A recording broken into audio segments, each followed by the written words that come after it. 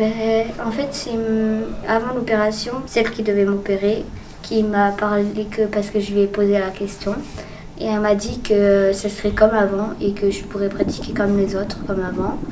Au début, c'était, par exemple, au saut, c'était les autres filles, ils faisaient 10 sauts par exo. Et moi, je devais en faire 5.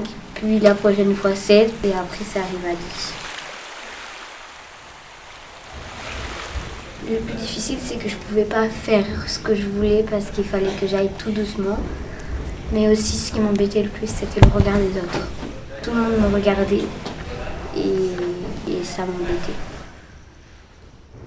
Si pratiquer la gymnastique avec un handicap semble extraordinaire, cela fait déjà 10 ans que la Fédération française de gymnastique a ouvert les compétitions de trampoline aux gymnastes en situation de handicap en adaptant son règlement technique.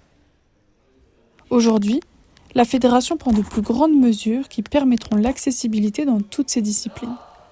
Que l'on s'entraîne pour le plaisir ou pour performer en compétition, le plus important est de trouver la discipline dans laquelle ses capacités seront valorisées. Des milliers de clubs de gymnastique en France ont pris l'initiative de créer des entraînements inclusifs.